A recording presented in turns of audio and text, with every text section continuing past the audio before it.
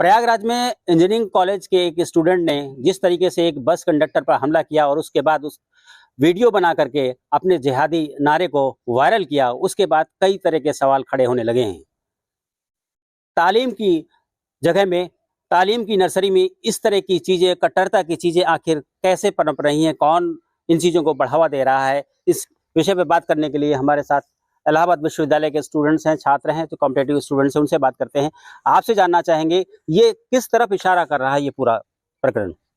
देखिए, अभी जो एक सामने घटना आई है, जिसमें एक इंजीनियरिंग कॉलेज के एक स्टूडेंट ने एक प्रयागराज में एक इलेक्ट्रिक बस के कंडक्टर पर हमला कर दिया और उसमें कंडक्टर और ड्राइवर समेत तमाम सारे लोग घायल हुए हैं और बहुत सारे लोगों की भावनाएं भी आहत हुई हैं।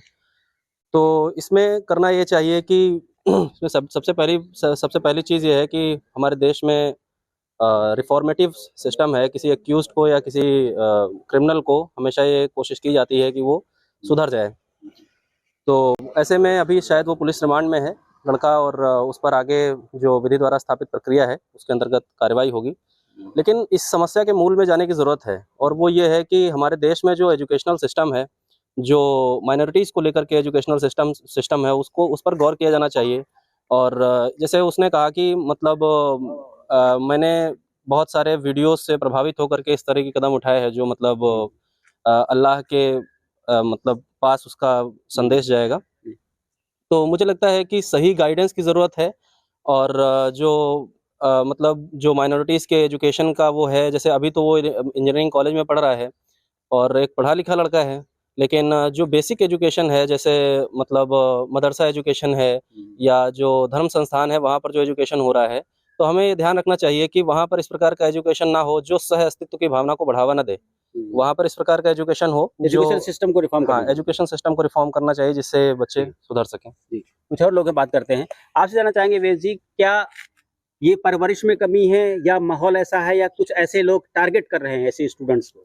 देखिए, ये समस्या जो है, जो इस तरह से कट्टरपंथी जो उसने नारा लगाया और जिस तरह से बातें की, ये एक सामाजिक समस्या है और इस पर जो है गंभीर रूप से विचार करने की ज़रूरत है और इसकी तह तक में जाने की ज़रूरत है।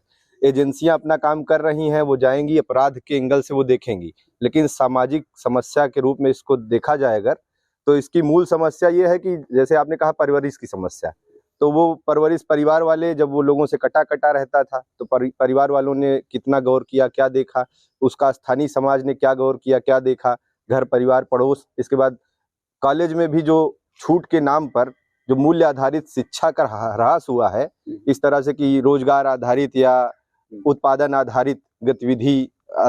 गतिविधि आधारित शिक्षा दी जा रही है, उसका ये कहीं ना कहीं से नुकसान है। हमारे साथी एलएलएम छात्र ने जैसा कि कहा कि उनका जो माइनॉरिटीज का अपना एजुकेशन सिस्टम है, पर्सनल एजुकेशन सिस्टम, उसमें जो उसकी निगरानी और उसकी समीक्षा करने की जरूरत है और इसमें उनके लोगों को प्रतिनिधि के रूप में शामिल किया जाए।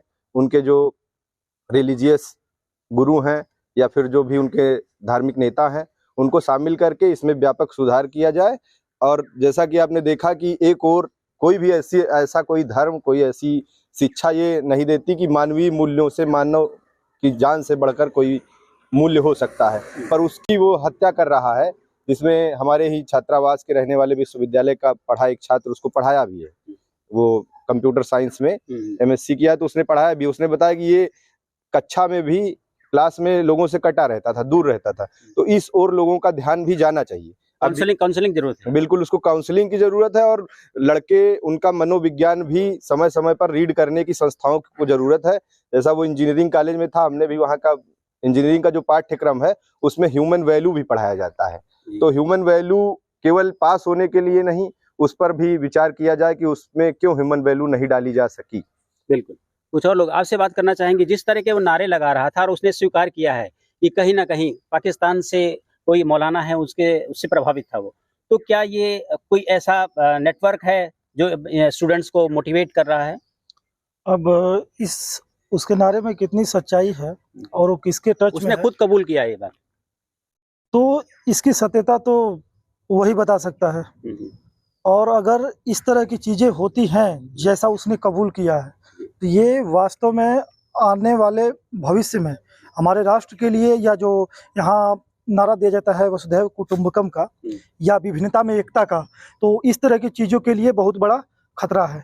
और यदि इस तरह की चीज़ें होती हैं और इस तरह के लोग टच में करते हैं तो लोगों का ये जो हमारा भारत धर्मनिरपेक्षता की बात करता है, तो कहीं ना कहीं इन चीज़ों पे, मानवीय मूल्यों पे, एकता पे, या जो समता है, समानता है, मतलब एक तरह से संविधान पर ही ये चोट है, क्योंकि राष्ट्र के साथ गद्दारी करना ये अच्छी चीज नहीं है। प्रयागराज में ये पहला मौका है जो इस तरह की घटना सामने आई है और खासकर विद्या के मंदिरों में इसकी गूंज हुई है। आपसे जानना चाहेंगे, स्टूडेंट लाइफ में इस तरह की चीजें, जब हाथ में कलम या कंप्यूटर होना चाहिए, वैसे ये सारी चीजें कितनी परेशान करती हैं आप लोगों को? ये तो बहुत चिंता का विषय है, लेकिन ये जो सोशल मीडिया के माध्यम से लोग की दूर दूर तक पहुंच हुई है, उससे इस तरह सैमुअल पेटी का कार्टून वाला नेटवर्क आया था, तो उसमें भी यही संगठन खादिम रिजवी जो था कि उसमें आया था, तो पाकिस्तान उसको मारा गया, उसकी मृत्यु हो गई। तो उसमें कहा जाता है पाकिस्तान की एजेंसियां भी थी उसको खुद मरवाने के लिए, यानी वो पाकिस्तान के लिए ऐसा संगठन जो कि पाकिस्तान खुद के लिए इतना खतरनाक हो, उससे डॉक्ट्रिन से प्रभावित होकर के यहाँ पे छात्र पढ़ रहे हैं। हमने ये भी देखा है कि केरला वाला कई यूनिवर्सिटीज में, इंजीनियरिंग कॉलेज में पढ़ाया जाता है कि वहाँ के इंजीनियरिंग अच्छे पढ़े लिखे बच्चे चले जाते हैं, इस्लामिक स्टेट ज्वाइन कर ले रहे हैं। तो ये सब बहुत चिंता का विषय है कि वहाँ तहरीके लब्बैक जैसे संगठन पंजाब में जो है पूरे पंजाब के लिए एक तरह से राजनीतिक में भी दखल देते हैं। होना क्या चाहिए? होना यही चाहिए कि इन लोगों को सबसे पहले तो जो ऐसे दिखते हों बच्चे की कॉलेज यूनिवर्सिटीज में कि अलग से बैठे हों, उनको सबसे पहले तो देखा जाए कि काउंसलिंग उनकी कराई जाए।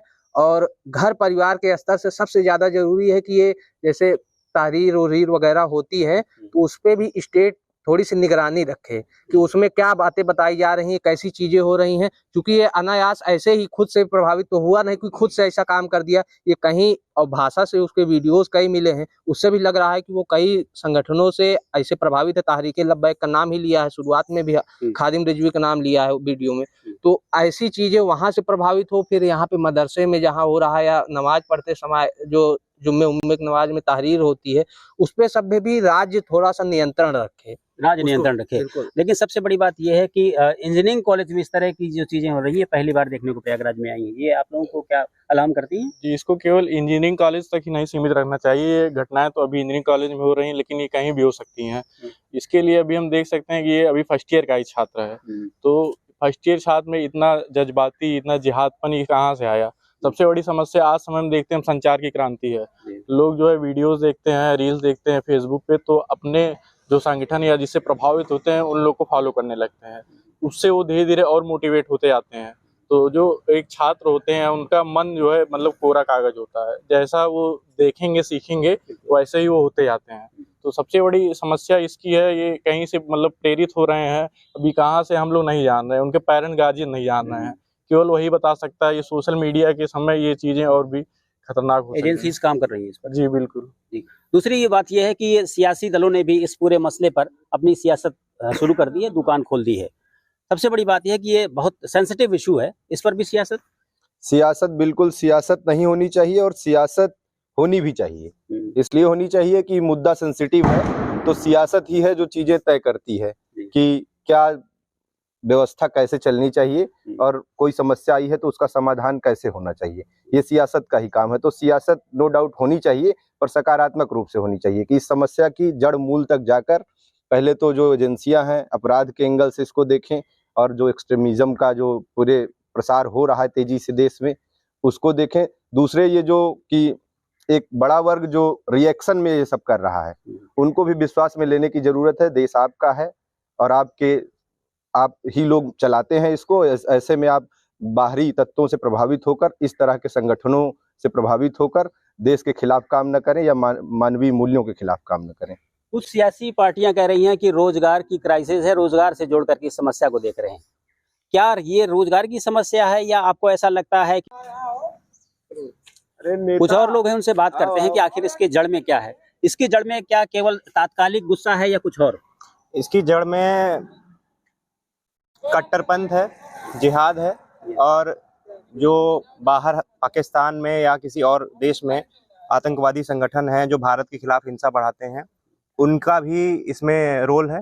क्योंकि जिस तरह से उसने खुद स्वीकार किया है कि कोई एक संगठन है जिससे वो प्रभावित है, कोई व्यक्ति है जिससे प्रभावित है, तो निश्चित बात है कि उसने जो है इसको अपना आधार बनाया, अपनी मोटिवेशन बनाई और इसी के आधार पर उसने ऐसा घटना कर दिया।